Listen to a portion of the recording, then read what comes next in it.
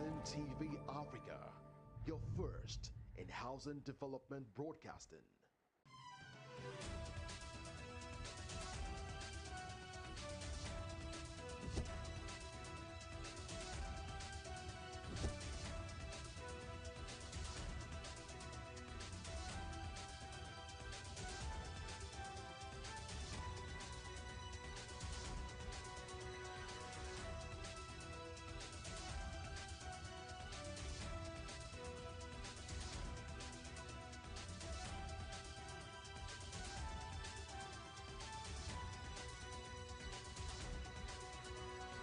Hello and welcome to Housing TV News at the top of the hour. I am Memuna Bagudu. Quickly, let's take a look at the headlines. Federal government shifts 150 billion naira for manufacturers to September. Federal government inaugurates 10-member committee to enforce Supreme Court judgment. National Assembly launches 4-day program for staff. NLC threatens strike over police action against president. Dengiwa inaugurates joint steering committee on data and on business Nigeria to save 10 billion naira through cost-cutting measures. On the foreign scene, Obama's back Kamala Harris as U.S. president. And on sports, PSG reach agreement for Super Eagles star Ademola Lookman. Now the news in detail. Federal government has postponed the start of its 150 billion naira loan disbursement for manufacturers and micro, small and medium enterprises to September. This was disclosed by the Minister of Industry, Trade and Investment, Dr. Doris Uzoka Anite, during a meeting with grant recipients and prospective loan beneficiaries in Calabar, Cross River State. Dr. Uzoka Anite revealed that the program received over 700,000 applications as previously reported.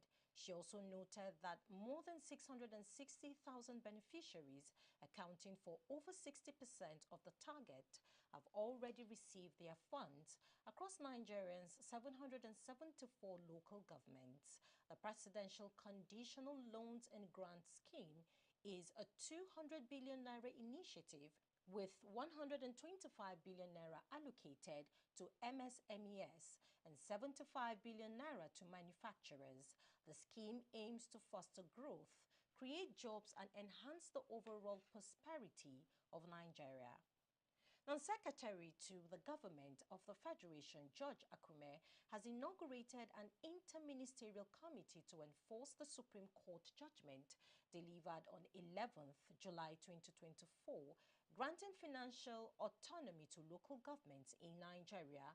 The members of the committee are Secretary to the Government of the Federation, Honorable Minister of Finance and Coordinating Minister of the Economy, Attorney General of the Federation and Minister of Justice, Honorable Minister of Budget and Economic Planning, Accountant General of the Federation, Governor, Central Bank of Nigeria, Permanent Secretary, Federal Ministry of Finance, Chairman, Revenue Mobilization, Allocation and Fiscal Commission, Representative of State Governors, Representative of Local Governments.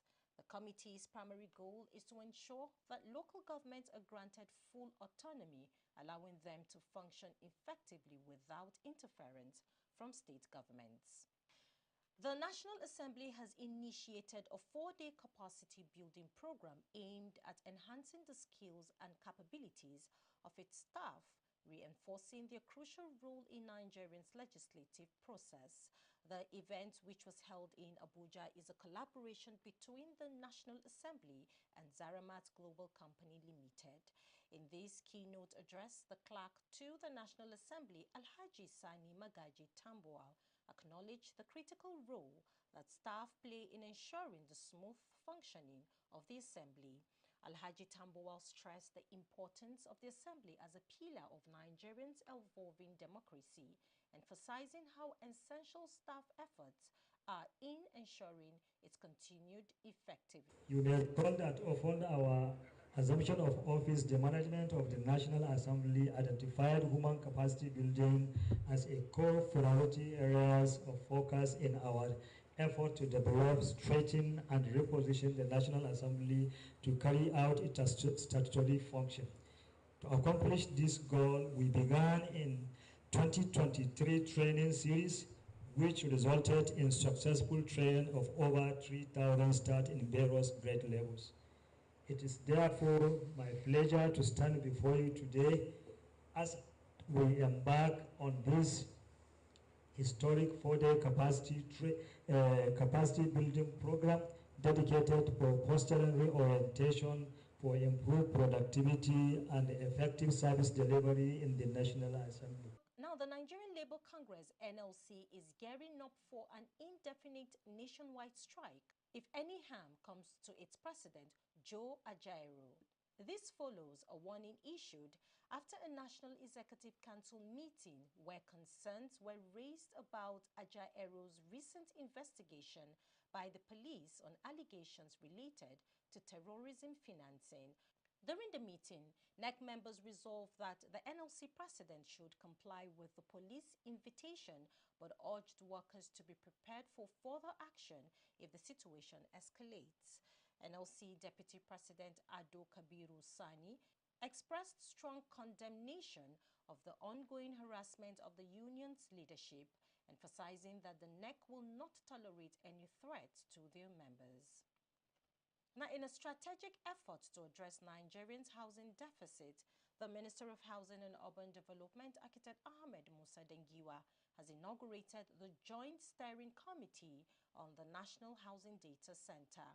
The ceremony held at the ministry's headquarters in Abuja underscored the urgent need for reliable housing data to drive effective policy making and stimulate economic growth. Today, ensuring access to decent and affordable housing is not only a social and moral responsibility of the government. It is also a catalyst for economic development, job creation, and poverty alleviation. This is a known fact from us. And from history and experience of other countries, we see that it is rare for any nation to grow, achieve peace, and enjoy stability without having a housing market that works efficiently and provides decent shelter for its citizens. So all of us gathered here today are stakeholders in Nigeria's housing industry. I think this is one of the best gathering of our gathered today in terms of housing stakeholders. We all know where we stand as a country in terms of meeting the housing needs of Nigerians. And we are far from where we should be in unleashing the potential of the sector as an enabler of economic growth. But there are many issues in the sector that need to be fixed. The lack of credible scientific and verifiable data on the state of housing in our country stand out as the most pressing and embarrassing. This is because without data we cannot know the magnitude of the problem we're doing, how much resources we need to allocate, for how long, which areas to focus, which markets to prioritize, and a whole host of other considerations. In fact, we'll be flying blindly. This is not sustainable. So for instance, we know we have a housing deficit and that we face the dual challenge of inadequate housing supply to meet the needs of the population, coupled with essential substandard housing that does not meet the conditions of habitability, safety, security, comfort, sanitation, accessibility, infrastructure, social amenities, and even socio-cultural adequacy as set out by the UN and the World Health Organizations. DG National Population Commission Ojogun Telson Osifu, while giving his remarks, ensured the minister that the commission is committed to working with all members of the committee in order to achieve a successful result in data collection for the housing sector. At the forum or the meeting, I had said something that the management have accepted and agreed that we share a lot of our geospatial data. Between the years of 2015 to 2023, remand people of this country taking cognizance of every building that geospatial location coordinates were taken. And well, we were about to convert the census until it was postponed, so the population is not there, but the uses happens to be there. As you were speaking, I was also asking ourselves that where the definition of concept comes into being. Concepts like a good habitable building. We may not have that. We may not have collected that. We just collected statistics on structures that were elevated above the ground level. And that can be separated. We can do further analysis on that and work within the realms of it. Well, there's no end to refreshing your data or updating them. If the census is to hold next year, for example, we are likely to go back to the field to update those information. Probably, I mentioned it then also, it's possible to use algorithms written in the terms with AIs to determine new inclusions since those demarcations took place. So, we work with the committee or work within the context of the committee to see the best that will come out of it. While also speaking, the representative of Housing Development Advocacy Network, Builder Lawal Magaji, stated that HDAN has been at the forefront of advocating for credible housing data. He further added that at the end of this exercise, the committee will be able to give accurate data on abandoned houses and uncompleted buildings. We have been in the forefront advocating for data, housing data in this country, because we lack data. And it's not that we don't have data at all, but we lack credible data. On this table, we have a lot of data, but we need to process this data and make it credible. As we all know, in our major cities, there are lots of empty houses. And I believe at the end of this exercise, we'll be able to give data of even empty houses. Government is looking for revenue. It's a very good avenue for taxing empty houses. And then we'll be able to have enough information for government to use. The chairman and managing director, Anambra State Physical Planning Board, Chike Maduekwe, has said that houses built by quacks, non-certified developers or fake development control agents across Anambra State risk demolition. Speaking to newsmen recently, Maduekwe gave the indication during an inspection carried out with his team at Abatete Uke and Umuoji communities in Idemili North local government area. Maduekwe also warned those who parade themselves in the state as members of the Registered Engineering Council of Nigeria, moving around, collecting huge amounts of money from houses marked as illegal structure for demolition, to desist from such acts. Report has it that over 20 buildings, including residentials, commercials, school buildings collapsed, and over 25 deaths recorded in the state, while several others injured in the last 7 months. The Lagos State Task Force has carried out a cleanup operation along Mile 2, Uke, on the Oshodi-Apapa Expressway. This initiative led to the removal of illegal shanties, roadside vendors, and the confiscation of 2,000 liters of petroleum products. In a statement issued recently, the agency's Director of Press and Public Affairs, Abdulrahim Badeanka, explained that the cleanup was necessary to address issues caused by illegal roadside activities. Badiaka emphasized that the spread of shanties has disrupted traffic flow and created conditions for criminal activities, endangering motorists and commuters. This action is part of the chairman, Adetayo Akerele's efforts to enhance environmental protection and align with the state government's agenda. Now let's take a break. More stories coming your way. Connecting.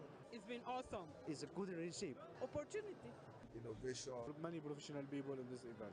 Event was good. Great job and keep doing it. You people are superb.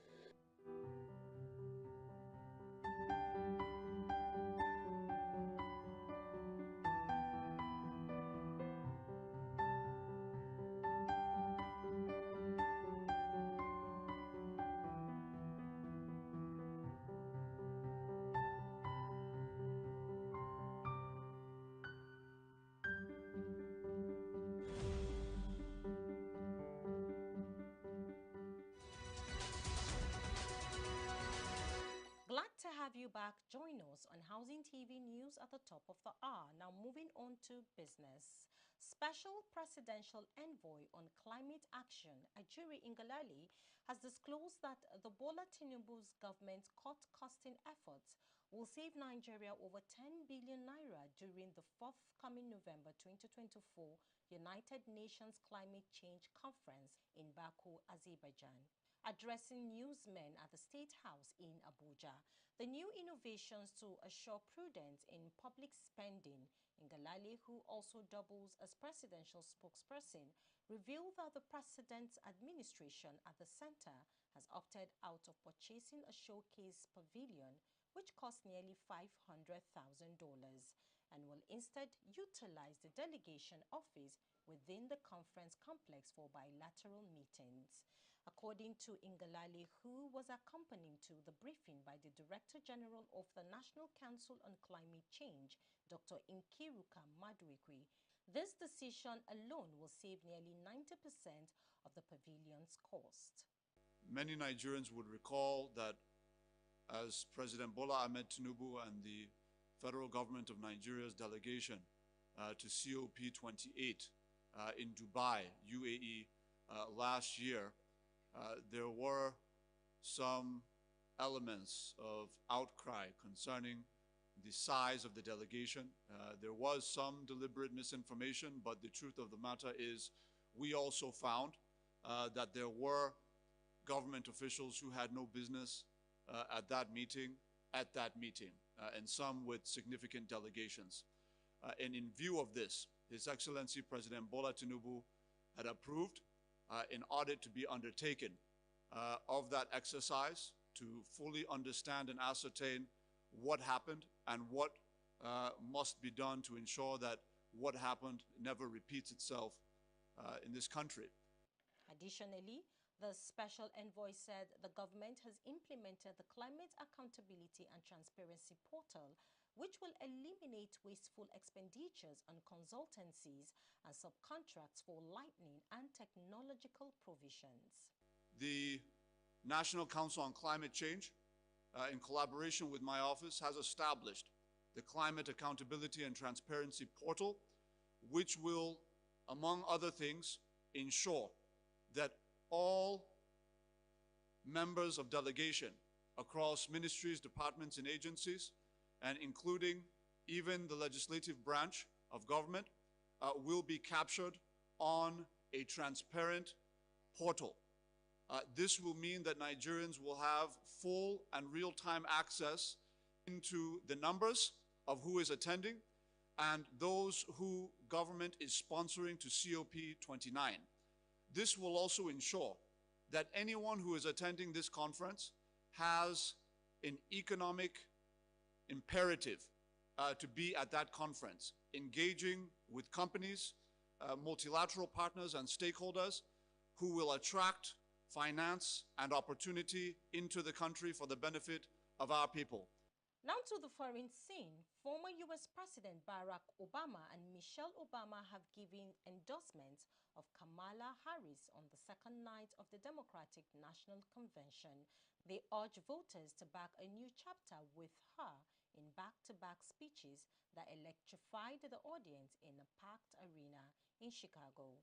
In her speech, Michelle Obama mocked Donald Trump directly, asking if he knew he was running for a black job, referring to being president. Recall that Trump had this convention last month after surviving an assassination attempt.